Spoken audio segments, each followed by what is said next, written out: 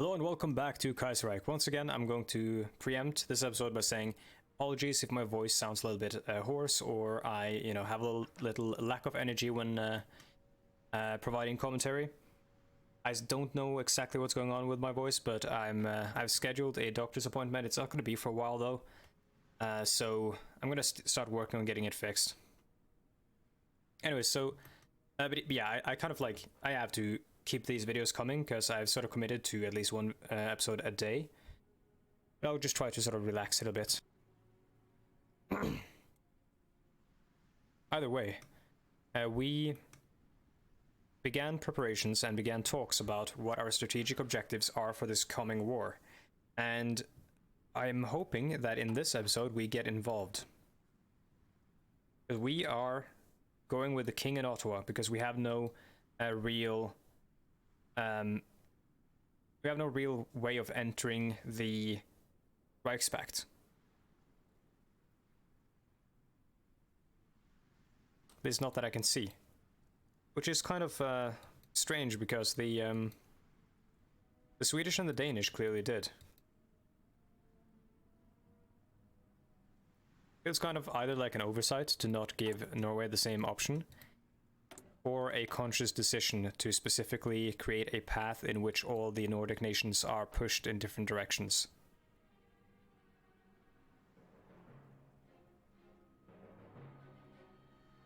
Sweden does have a history of being tied in some way, shape or form economically to Germany, and Norway does have a history with England, so it does make sense for it to go this way.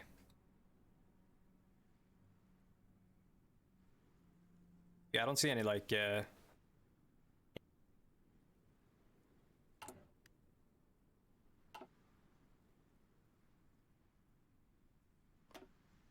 Sweden might be an option for a future playthrough. Probably a little bit down the line though, because I mean China's going to happen at some point, and so like when the rework drops, the patch, we'll be playing as.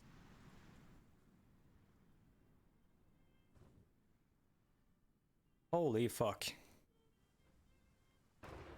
So strange to see like the way this so like it's not weird to see Germany lose or France lose for that matter. Both outcomes are kind of common, but the Syndicalists usually I feel have a kind of an edge. But in this case, the way it happened is so strange with this like push down here and then the retreat down or up here. In a sort of like strange manner that could possibly, not with the AI though, but as a player that could possibly be a strategic move to basically allow the enemy to push in here and let them sort of put a lot of troops here to actually like keep the momentum going, while you don't have to put as many troops because you're not actually going to hold it, you're just trying to resist to slow them down. Meanwhile, you take the extra troops you wouldn't need here because you're not actually trying to hold them fully and set them onto the offensive line. I really doubt that's what happened here. I think it's just an issue of a lot of troops in the middle here got shifted off to the east to deal with Austria and stuff. Or sorry, Ukraine. We've got an infantry brigade here going to the 2nd Corps. The 1st Corps can stop exercising, the 2nd Corps is going to exercise again. We'll exercise with the mountain divisions, and we'll... I might actually just convert these to infantry. We do have the manpower, I think. Yeah, let's convert these to infantry. We need that right now over... Yeah, we're gonna lose all the manpower. We need that over everything here. Like all this cavalry bullshit. And then we're going to have them exercise, and we're going to assign them to other divisions or the other corps.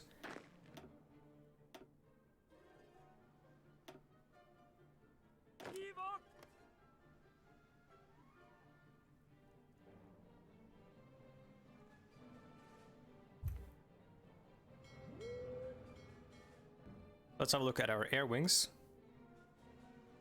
Oh yeah, all 0 of them. Oh, we got a few here. Let's buff this one up. How many planes do we have in reserve? 182, so let's set this one to like... sure, 50 as like a defensive air wing is probably okay. Actually, let's we can house more in this airport, so let's set it to no, let's create 2 of them.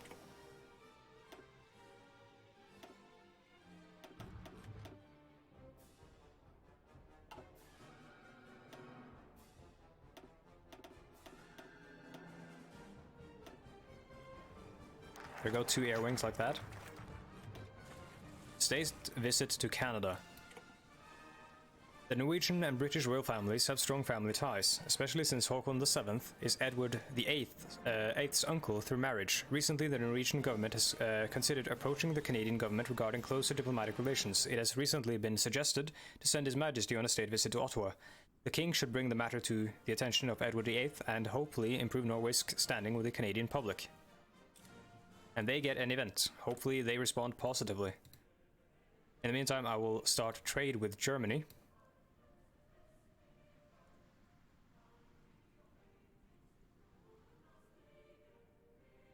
Yeah.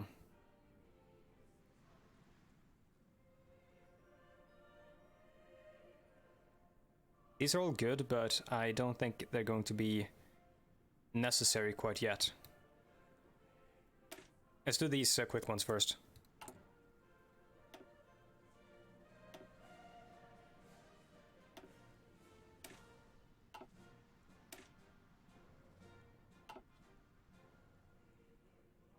Yeah, let's do Marines too. We'll need transport ships, but we won't need that. Like, we won't need to go so deep into the transport ship tech, because we won't have a lot of Marines to transport, or a lot of...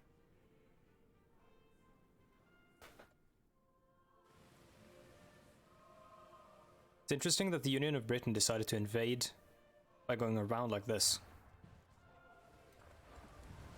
This is a kind of a roundabout way to do it, but it seems to have worked. They landed in Connacht first and then got pushed out, and then I guess they landed in Galway with an actual port to support them this time.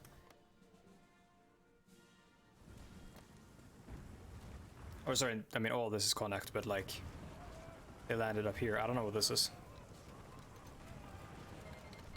Closer to Sligo though. The Russian Empire declared war on Finland. Oh, okay.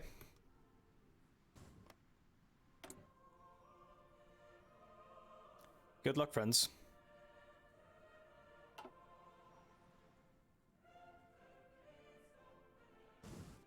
The Winter War 2, the Electric Boogaloo.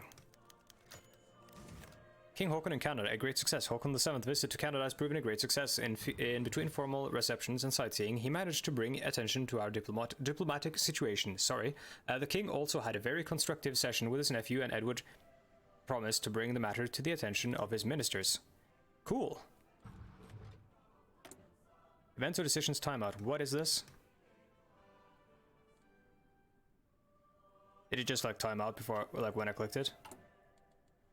Oh, it might have been the event that I just finished up, yeah.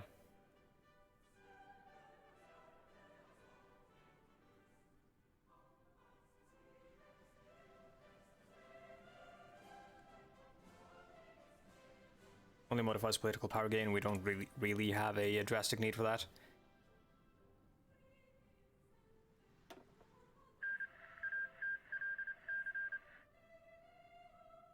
White Ruthenia and the Commune of France have signed a peace agreement. What? Oh god damn it. Clicked out the wrong one.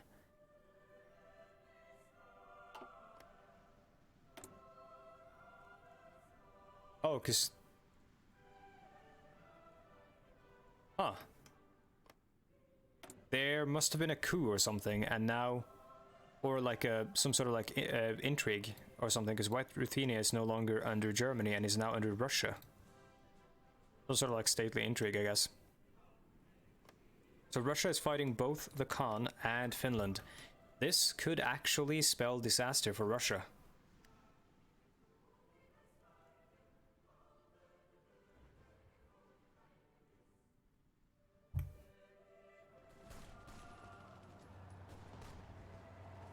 And yeah, as another commenter pointed out, this is some Like, this has a slight bit of World War I painted on it, but not really. I mean, it is a German invasion into Flanders and stuff, but like this shit never happened. And really, the time frame here isn't as drastic as with World War One.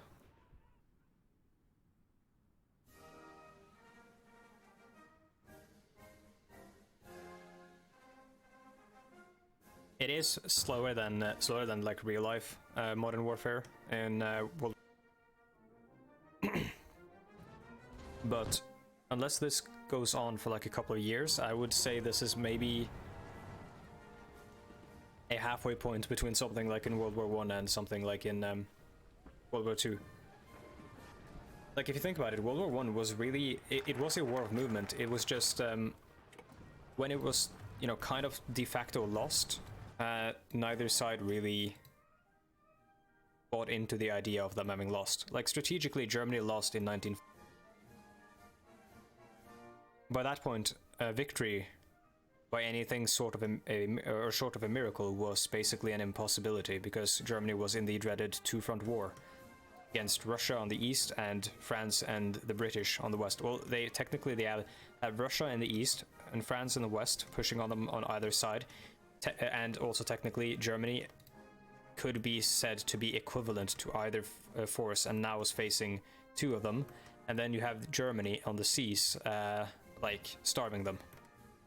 The idea with Russia, the reason why Russia was so, like, was basically given no cred in the whole, you know, force evaluation, is that Russian mobilization time has been chronically disastrously slow because of the, you know, geography and the lack of general infrastructure. So getting people together, like mobilizing the troops, would take a long time. Germany kind of anticipated having a longer time than they did, and then had sort of planned around the slow mobilization so they could defeat France and then defeat Russia.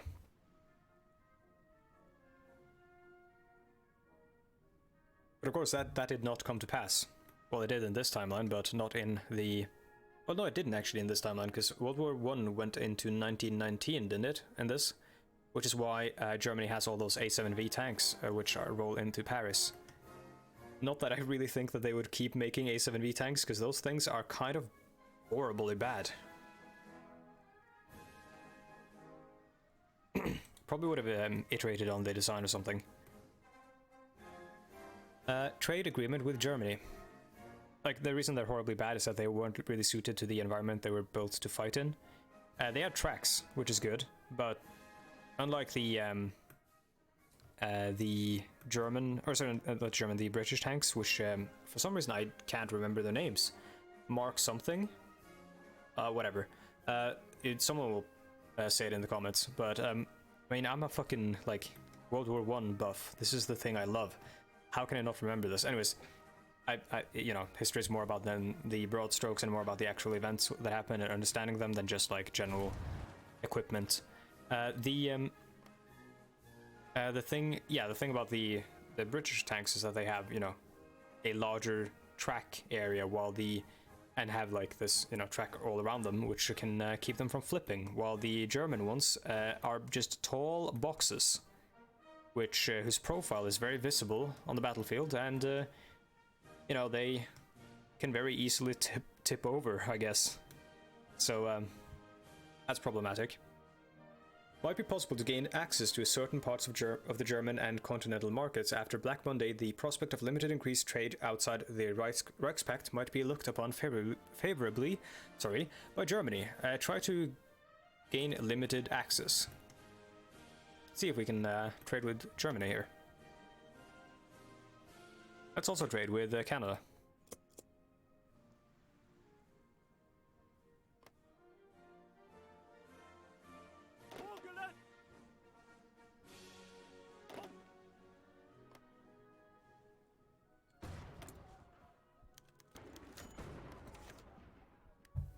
Germany has agreed to our proposal for a limited trade agreement. Nice.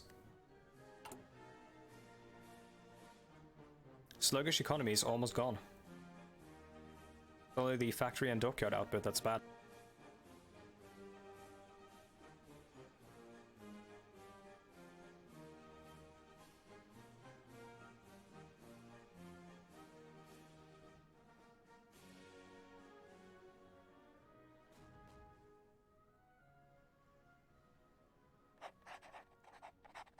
So I'm gonna I'm gonna pick Ole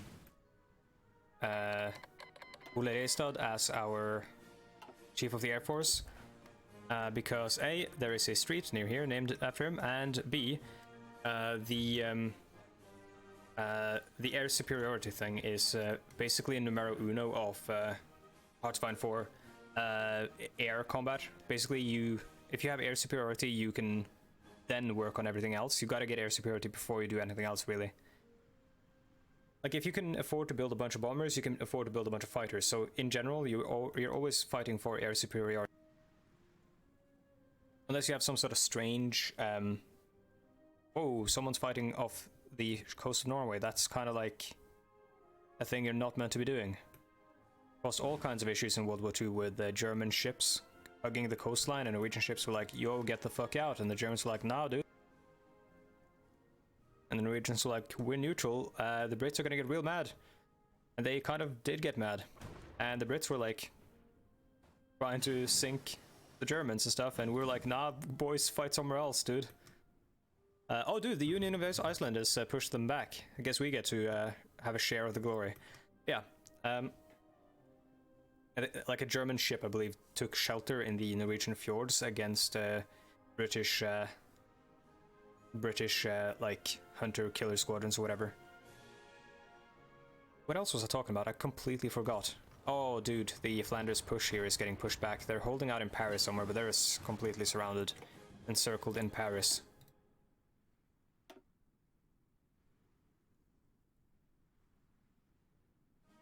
Probably aren't going to build nuclear reactors unless we conquer a bunch of territory.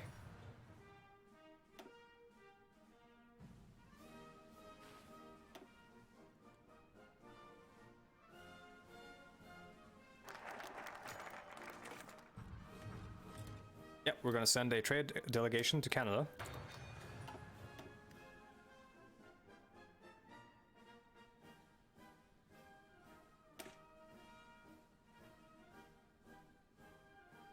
We have no, like, immediate need for the extra research slot.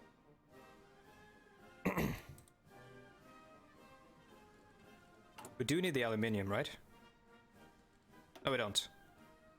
Sick. In that case, probably military factory.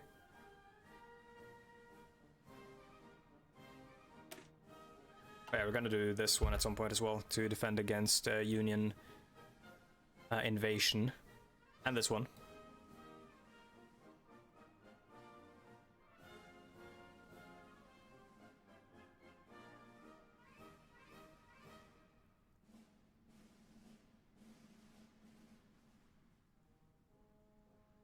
Oh cool, we get free Canadian Vickers Venom.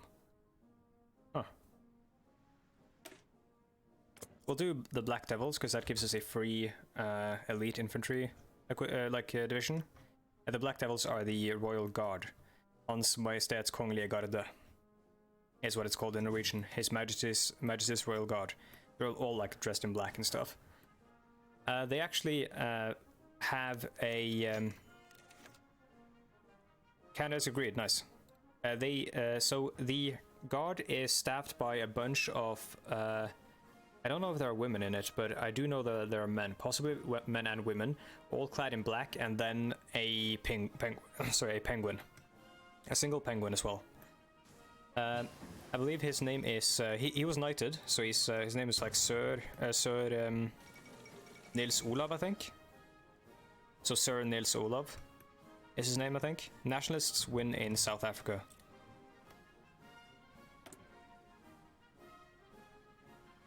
Alright then. Oh boy. Alright, I mean that's a bit sad, but oh well. So, what was I saying? Yeah, so they have a penguin called Nils Olav. Well, the first one died, so actually right now we've got Sir Nils Olav II as, I believe he's a captain in the guard. I'll check that up right now.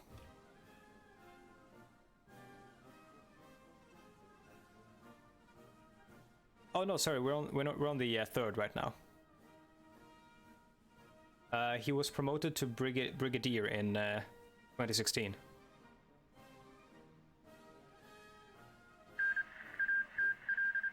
Yeah, he I believe lives in the Edinburgh, sorry, Zoo. He's still between the Emperor of Japan and the Mongolian Khanate. So the Mongol, okay, so the Great Khan has signed peace with all these guys and is now just fighting Russia. Russia's pushing into Finland, which is worrisome. I would rather all my enemies, like... Yo, hold on. A second. Hold on a burger flippin' minute.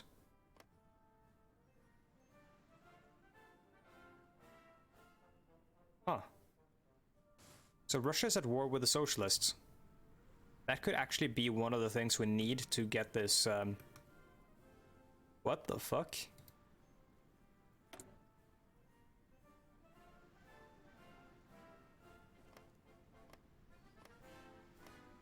Okay, we got a whole bunch of different... Oh my god, what is that?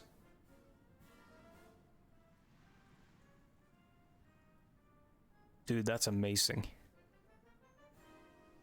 I love that. This man has the most intense single eyebrow, and he has a Hitler stash. This dude, his aesthetic is very intense, I gotta say.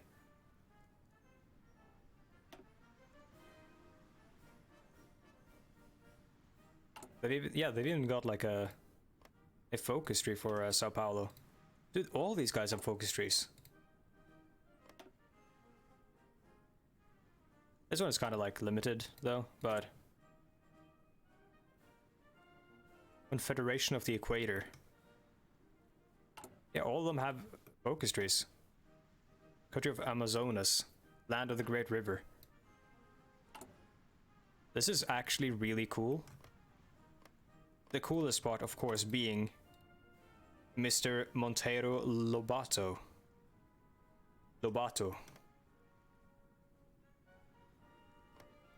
I mean, I know I've got like at least one Brazilian viewer. Please be gentle. I tried, and you know, I tried doing my best with the pronunciations. Commonwealth of Canada owns land. Oh yeah, they took land from Central America.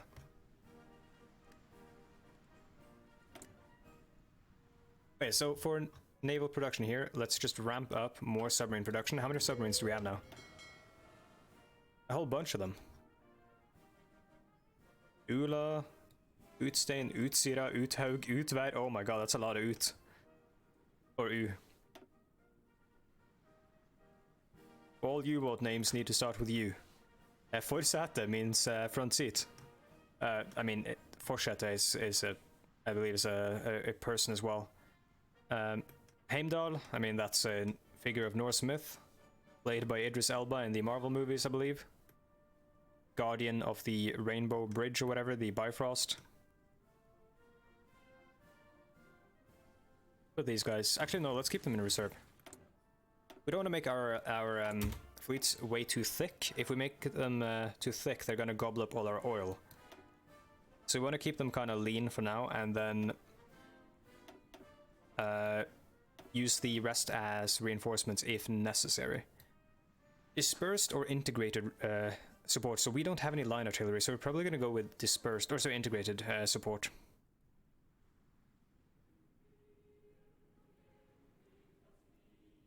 In fact, line artillery might not be the worst idea. I know the meta shifted from the infantry design being something like, oh my god, we haven't gone to war yet, and I said I was going to go to war this episode, and we're already 24 minutes in. Fuck! Okay. I'm gonna... Finland and Russia have signed a peace deal. Okay, so Russia took back Karelia and stuff from the Finns, which they seized during the Civil War. I'm going to do King in Ottawa. But, like... the second this focus that I'm doing is done. And I'm gonna do it in this episode. Integrated support. Also a support company, soft attack plus 25%, and organization. Yeah, so this is really good, but okay, so I have a theory here, or a plan. But I'm not gonna do this yet. So if you have an idea of, or like if you have if you have thoughts on what we're going to, or what we should go with here, please tell me in the comments. dispersed or integrated, because if we go dispersed, I think I might put a couple of line infantry, or sorry, line artillery in our infantry divisions, because that will, oh my god, they're so thin as well. That will also fill them up a little bit, while requiring less manpower than a full infantry battalion, right? Manpower, I mean, it's actually barely noticeable. Look at the soft attack goes way up though. Like, look at this, and then add one. And then the focus would increase it even further. The recovery rate is down, the organization is down. Combat width is up, but that's fine, because we're way within the combat width limits and stuff here. I think we're going to do the artillery line stuff. But please let me know if you have thoughts in the comments. Then I will let this stand for now. Like, let this be, and then I will instead... Fuck, we don't have enough Navy experience yet. Let's do these ones then.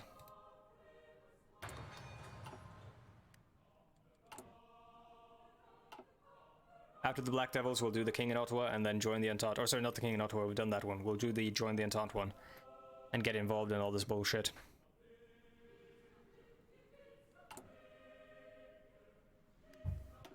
I forgot about this one.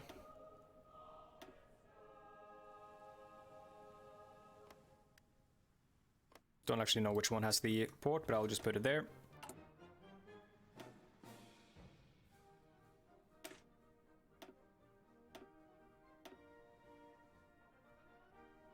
So which one is it that adds attack?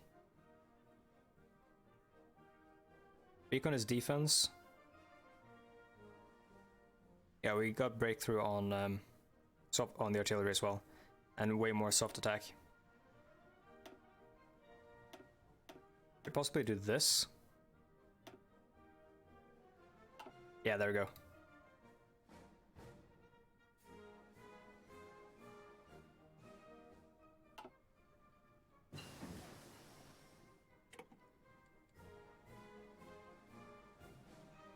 Ideally, your Marines don't actually fight when they hit the shore, but that's speaking ideally, and you know, nothing really goes exactly as you want it to. Invasion defense would be good. Take less losses as they're attacking. Higher chance of like surviving the long slog as they try to land, which for some reason in Hudson 4 it always takes like weeks. At least it seems that way. Compared to something like the D-Day landings, where they were, you know, up on the beaches after, or like past the beaches themselves after just, you know, the first days. Then again, the regions here are, you know, not just indicative of the beach itself, they're also indicative of the lands behind them. So even if you you know, have an actual landing at either like these Normandy areas here or whatever, you probably wouldn't take the like if we were to represent the D-Day landings, they wouldn't take the tile in the first day.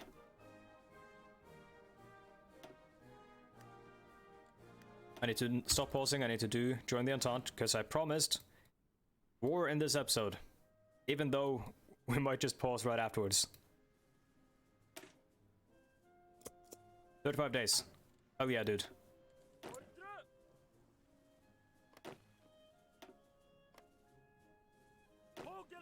Cool, okay, so we got the Kongens Garde here. The Black Devils, let's look at their design. They're a thick division, cool. Stop training. Stop training. Stop training. Save up the equipment, start stockpiling it.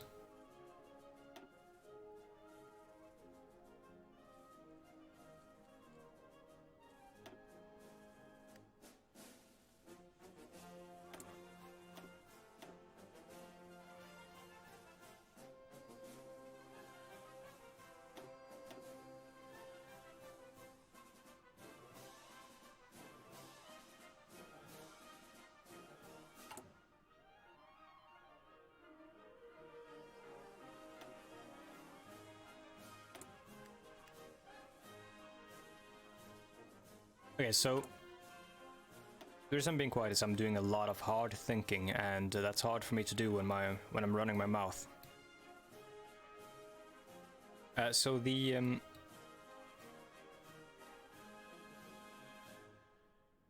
this stuff. Okay, yeah, we could just straight up. Yeah, so it's going to modify the Luftwaffe, which is going to modify. Okay, so none of this is like actually dependent on the design companies anymore, so we can actually just start researching the J22 and the Nomad. Actually, we might not want to do the Nomad because it's actually not covered under Kjeller Flyfabrik.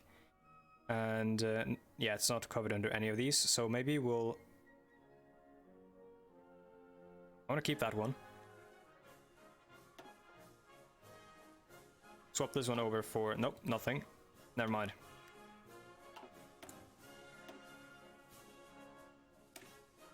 Fuck it, we'll do the Nomad. I'm so indecisive with this shit.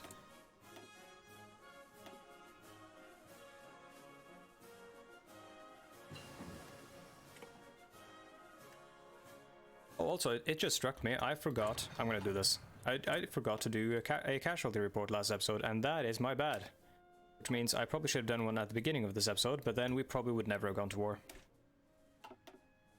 It only takes like 2 or 3 minutes, or 2 minutes or something, but sometimes I see some stuff and I, you know, get all like caught up in it.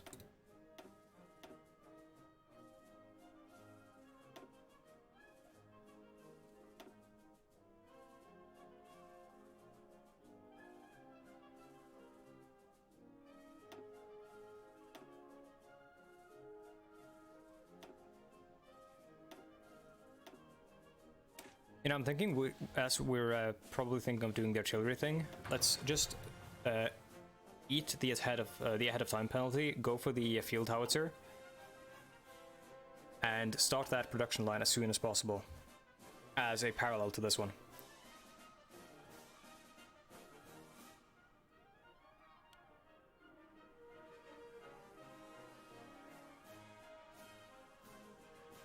And we have a lot of heavy fighters, actually. But we need rubber.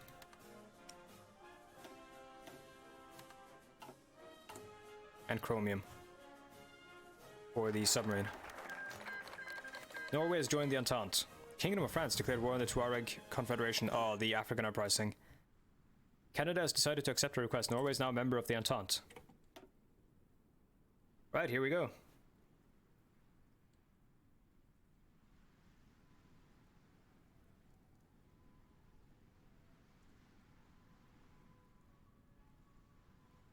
Oh, I want that one. That's really good.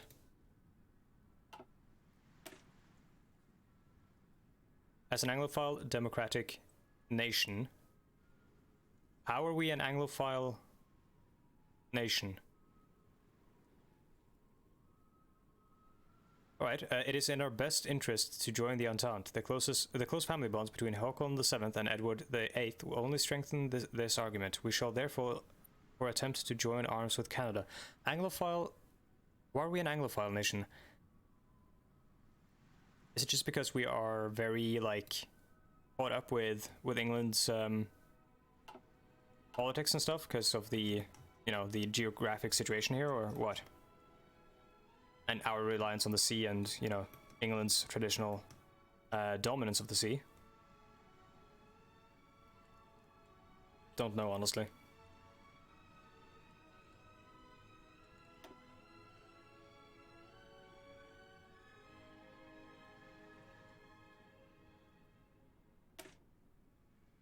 Let's do the military factory.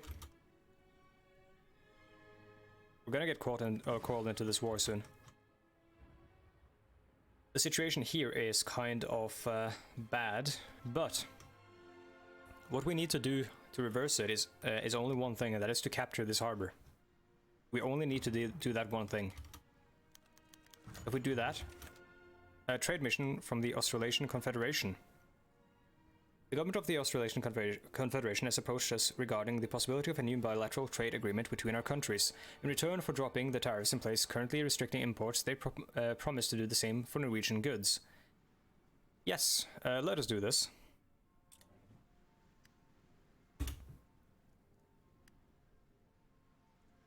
Now, Finland is less of a threat. We'll get a warning if they're picking the focus that justifies war on us, so we'll have time to reorient.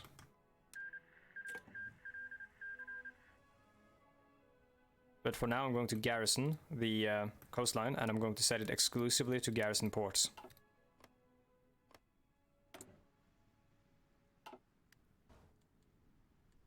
And there it is. Call to arms. Accept.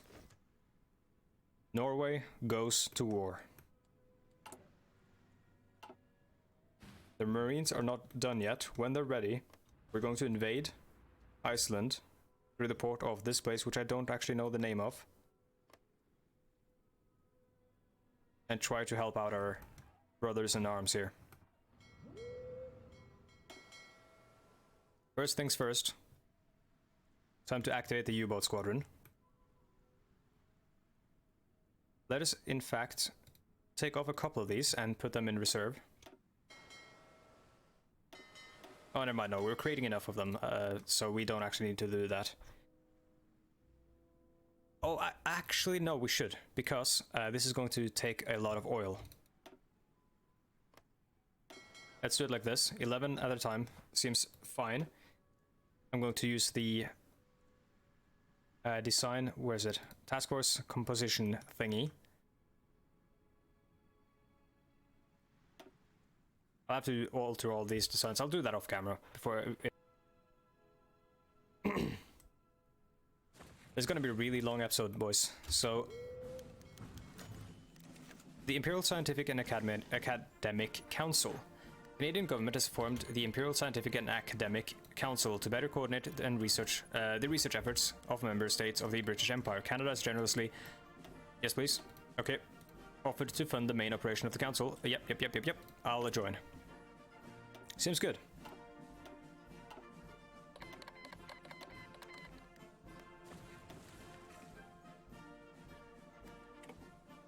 You know what?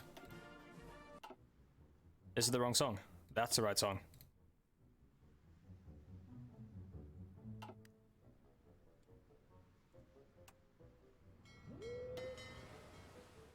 Activate the U-boat squadron. We will do convoy raiding. We'll rebase them over here in Vestlane. We'll do convoy raiding. And we will do convoy raiding somewhere kind of risky. We'll do it over here. Mostly because that way we can prevent further invasions of Ireland, which seem to have been rebuffed. And keep the Union of Britain, you know, trying. Because if they keep trying, then they keep losing troops.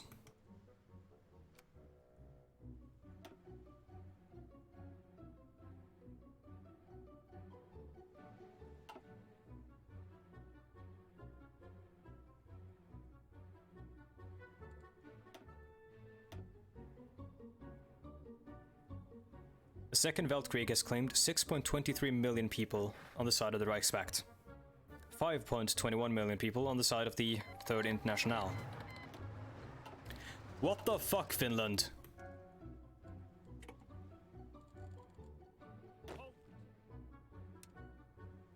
You know, forget everything I said about, you know, just everything.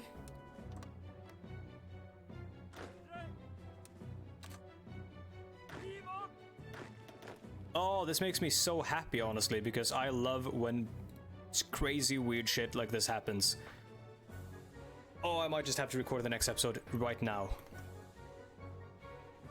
Finland just declared war on us. Let's continue doing casualty reports, and we'll deal with that next episode. Russian-Mongolian War, 567,000 for the Great Khanate, 614,000 for the Russians. Norwegian-Mauritanian War. Call all. Japanese-German War, 9.49 million for the Reichspakt, 4.5 million for the Germans. That includes Japan and the Commune. But the Second Weltkrieg includes also the Entente, which has taken 2.6 million losses, 1.16 of them being the Kingdom of France's losses, probably, and losses in Iberia.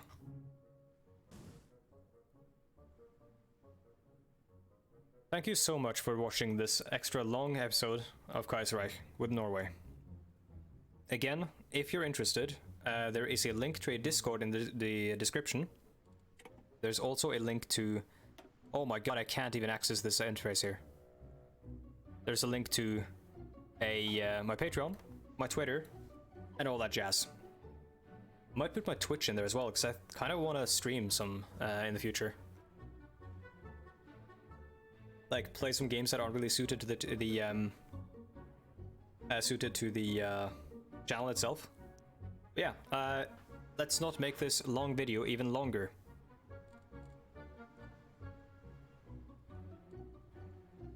He says, trying to wait for the drop.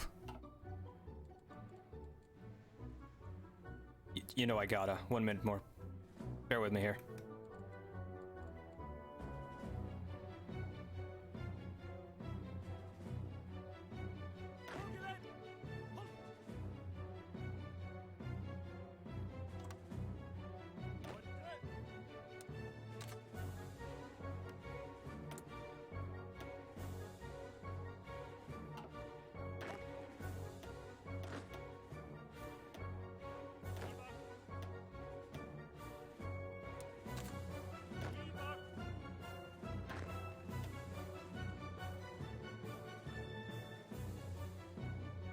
We're in December.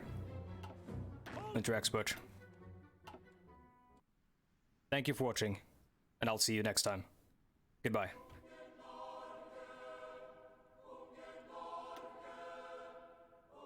So many bangers left, right, and center. Goodbye, finally. Goodbye, come on.